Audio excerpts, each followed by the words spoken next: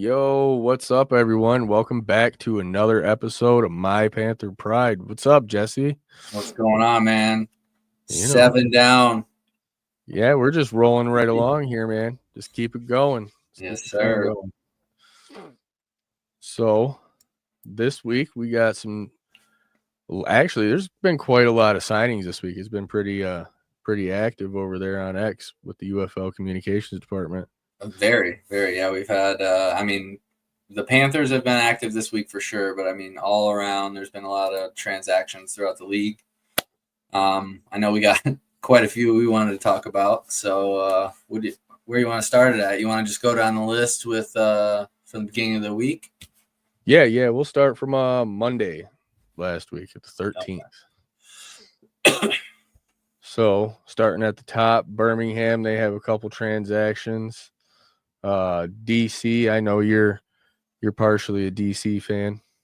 Yeah, I was in the military, so DC, military defenders. But then when the Dragons came, because I was stationed out in Seattle, man, I was all about the Dragons. Right.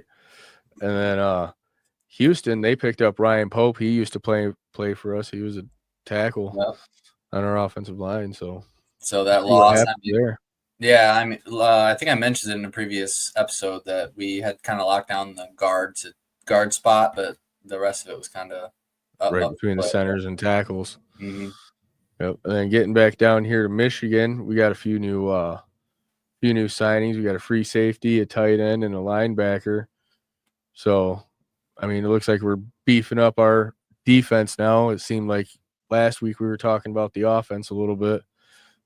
It seemed like every transaction was just we're trying to add firepower, trying to add competition in the whichever room they're signing to. So it's good to see some on the other side of the ball. Right. So let's jump into Arnold Tarpley, I think his name is. Tarpley, I believe so. You got stuff pulled up for him, don't you? Yeah, he doesn't have a lot of recent stuff, but I have his Vanderbilt. He went to Vanderbilt, so I got his Vanderbilt basically bio up. So he was in the secondary. It seemed like they loved him. If you look right here, 85 solo stops, 123 total tackles. Yeah, 10 tackles for loss and 4 forced fumbles. 2 of them he recovered. So, 2 recoveries, not necessarily his own. But that's been a while. But that's really it's 2017. Yeah, for action wise. But he's productive when he was on the field, so that's a good sign. Yeah, maybe all this time gave him some more time to develop and hone his craft a little bit better. You know what I'm saying? Right. And coming into camp, I fill the rooms and let the cream rise to the top, man. That's you got to believe in that way. That's why most leagues have such a wide net they cast, and then they slowly slim the roster down before the season. So, right. I know we touched on it a little bit last week where they ended up anybody that wasn't re-signed for any of the UFL teams, they were dropped, but the team still had rights to them. Yeah. It was basically. Yeah, I just seen it as like cleaning house, like looking at your paperwork. There's just too much stuff going on, so we'll just cut these guys off. We still have their rights, but unless we, act on that, they're gone. So right, I appreciate it, especially having the spreadsheet that we have access to. So yeah, thank you, Nick Thorne. Yes. Yeah.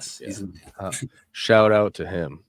Let's move on to this other guy, Jalen Wydermere.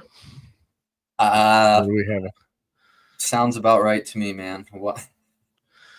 Yeah, some of these names are getting pretty tricky. I know I have a pretty tricky last name. Oh yeah. Yours yours looks more like it sounds. You can kind of sound it out. Unlike yours. Yeah. So he has. Looks like he played New England. He went to Indy. For a tight end, what was his size? I'm sorry, I skipped right past that. Right here. So he's 6'5". Yeah, 6'5", 255. So he's a big boy. What was what's the tight end on the Stallions when he in the championship when he what's his name?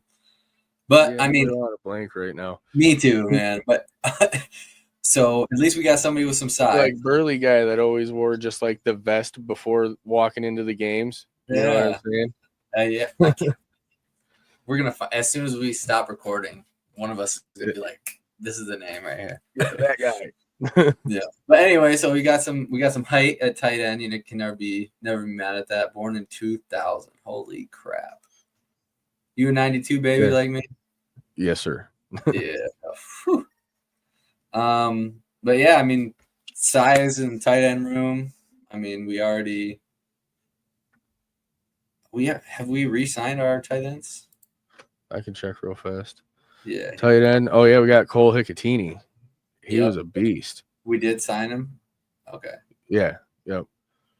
All and right. Gunnar Oaks and Jalen Weidemeyer. So I mean, Cole Hicatini, he's 5'5", 300 pounds. And then Gunnar Oaks is 6'4", 250. So, I mean, seems like our stereotypical. I know they're big, but Right. we'll see what he's got. So yeah. Cole, he's 6'4", 247. Gunnar, where is it at? Right here. 6'4", 250. Yeah. 6'5", 250. Those are some big boys. Yes, sir. So next we have, I think, should get we're gonna start giving awards because this guy so far on the podcast has the coolest name I've ever heard. Raylan Goforth. Raylan Goforth. How awesome is that? So yeah, that's a different one. coming out of Washington. So I mean, not too terrible. Get out of here. So linebacker, grad student, 6'2", 237. Pretty good coming from middle linebacker. So I mean he's got solid production and tackles. But what I'm seeing is he played in every game. And again, sorry about that. Oh, you're all right. And again, I mean, adding any depth to any position is going to help you.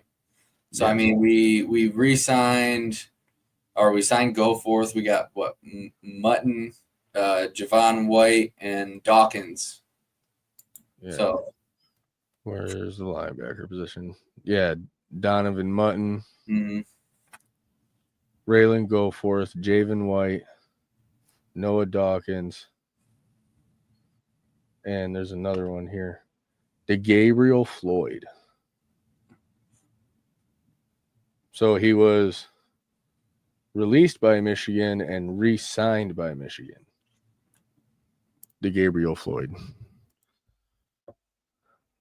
So we got some depth right there at the linebacker position. I'm gonna highlight some right here. Do you know what a football player's best ability is?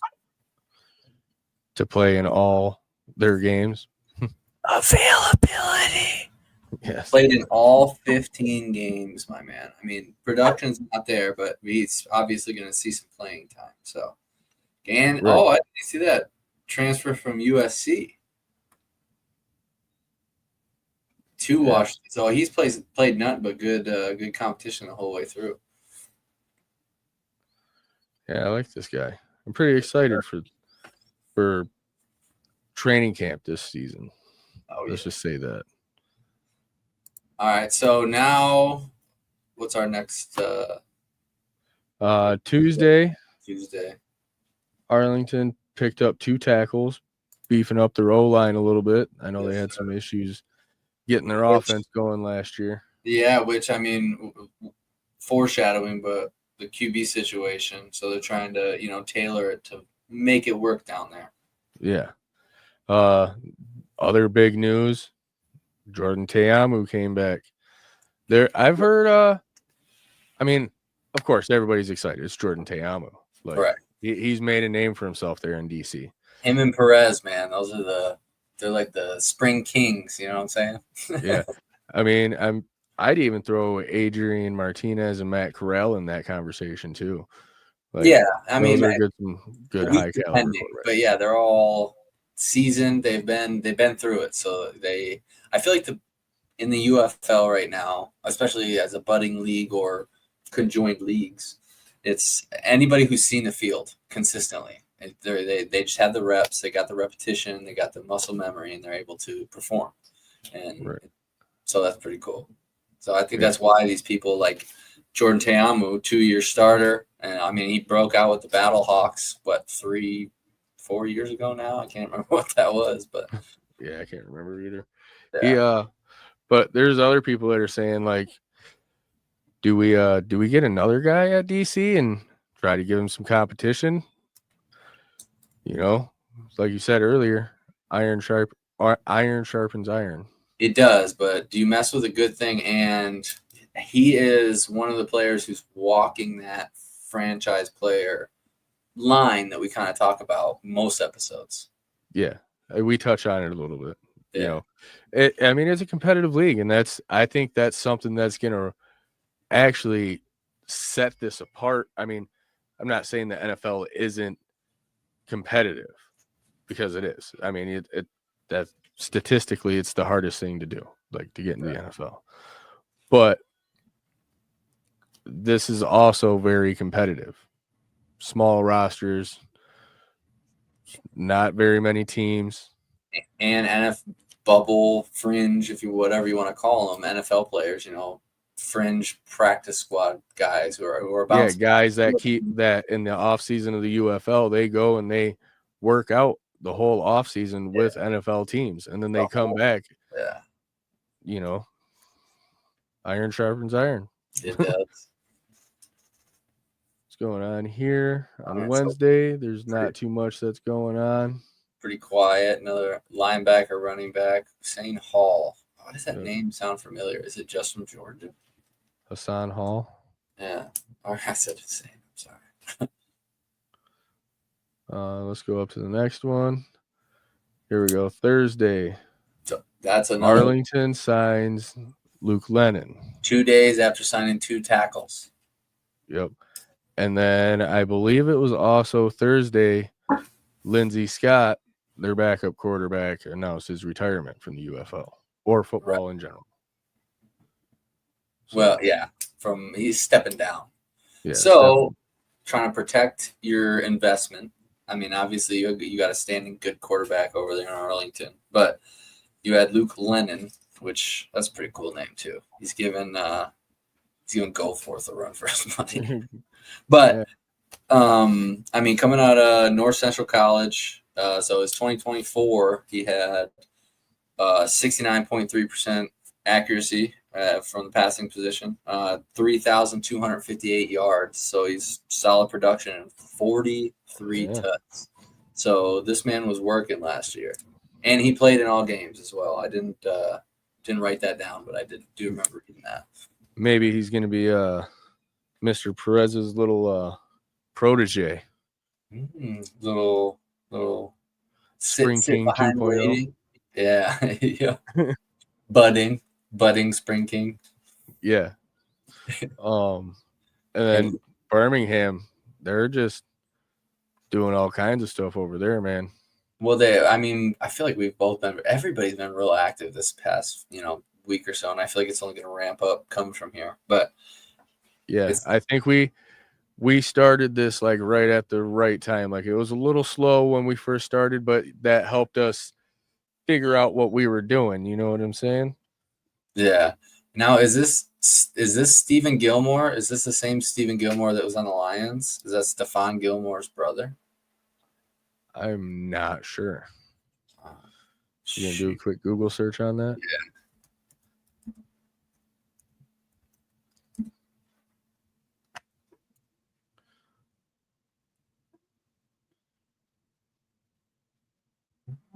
Says he's still. Oh yeah, it's him. That's crazy. Here, let me. So he's playing in the same field. Oh my gosh. Right here. Boom.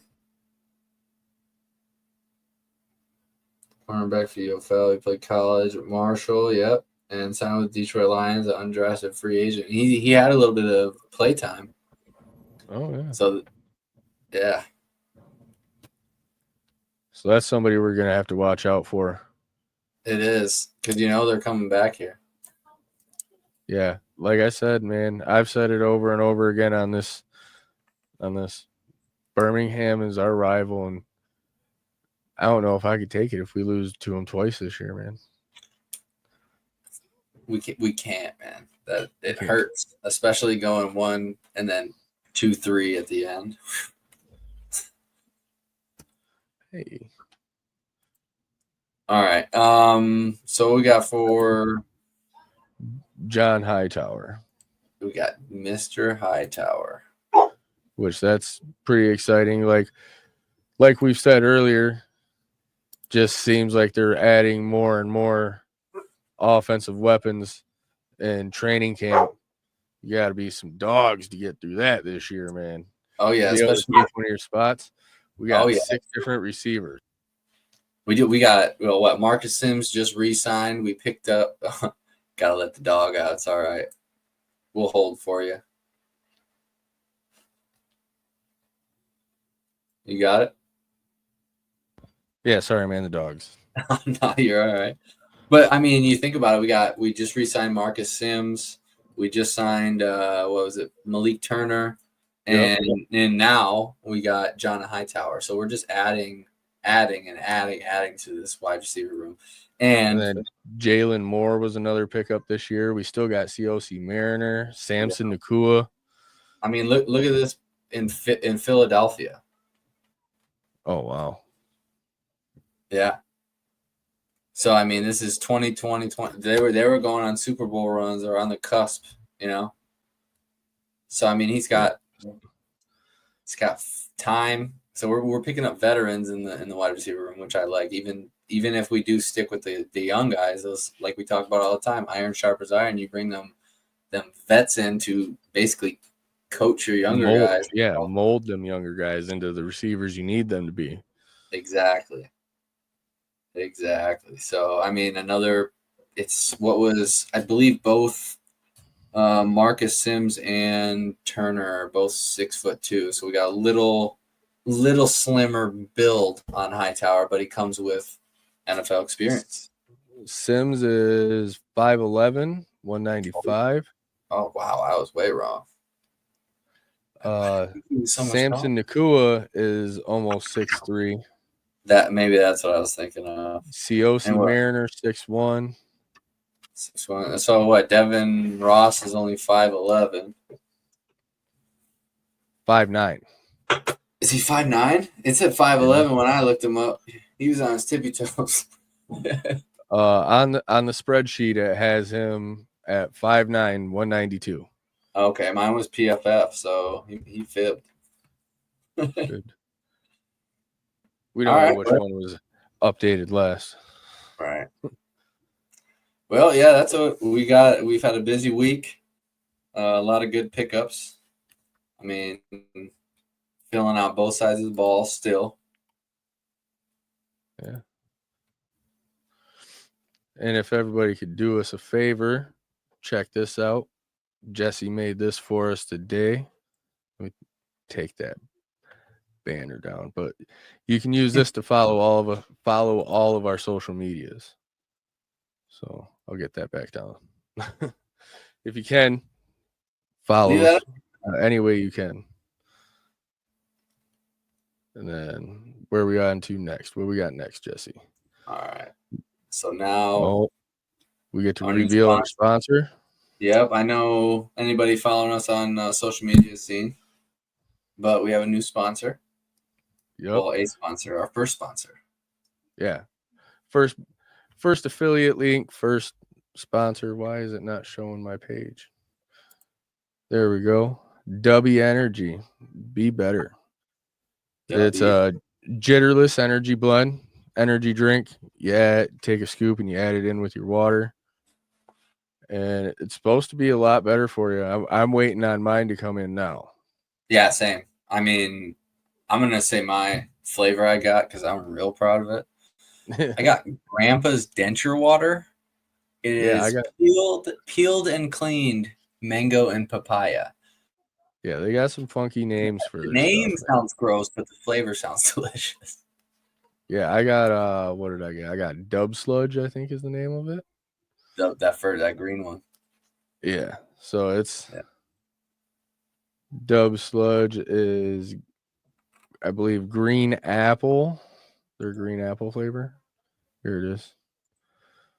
Dub Sludge energy drink. So I'm gonna try to use this to, like cut out my morning coffee. And then whenever I get out of work in the afternoon and I want to come home and work on the socials and the podcast and stuff, I'm gonna grab another Yeah. drink, try to keep myself going throughout the day. Gotta keep Cut you out up, man. See, I don't drink coffee. I've actually been drinking. I bought a huge tub of hot cocoa because in the last few years I can't drink caffeine. Like I can't drink energy drinks ever since I got out of the military. It makes me just sweat and shake. So I'm really hoping this is better than. Well, I do like my hot cocoa. Not gonna lie, but I'm hoping this works. And also, Yeah, our promo code. How do we add this on there? How do you make that right. big? Oh, it's tiny. Up in the corner. I thought it was gonna be big. Oh, but it's on the ticker down here. If you use our promo code MPP10, it'll save you 10% off and it'll help promote the channel. It's going to help grow the channel And keep you energized. and keep you guys energized. There we go. MPP10. My Panther Pride 10. My Panther Pride 10. That'd be energy. I figured MPP10 would be a lot easier to remember. Oh yeah. But there will be a link down in the description. There's a link to it on the page for YouTube. It's on the Facebook page. So if you guys want to get in on this, get anything, just help us out, man.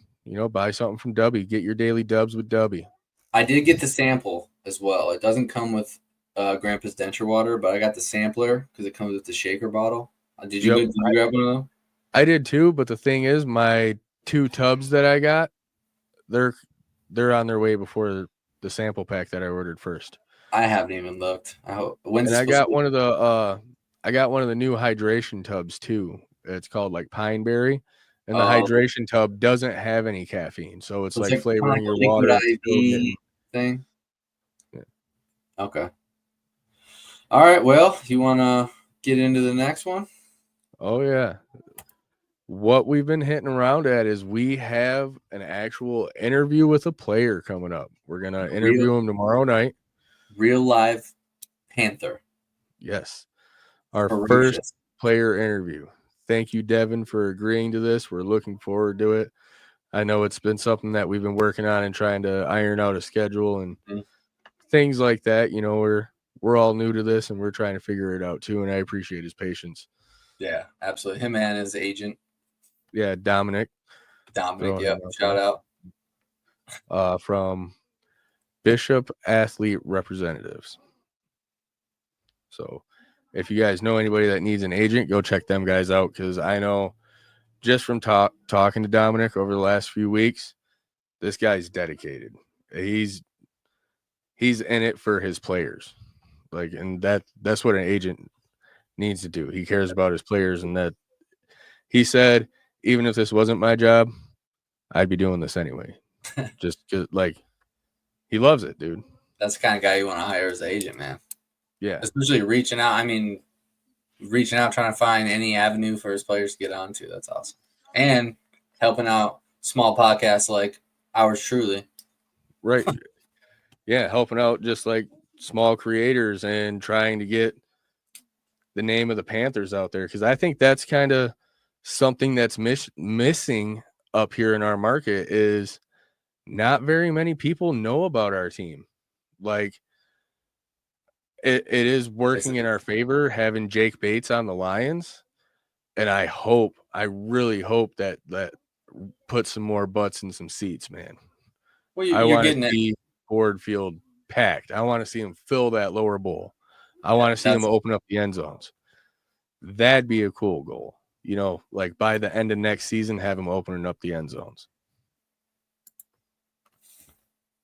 If they do, I mean, they won't get the upper bowl, but if they can fill that. Like I said, if they can kick field goals and there's fans sitting there with signs, that's the goal right there.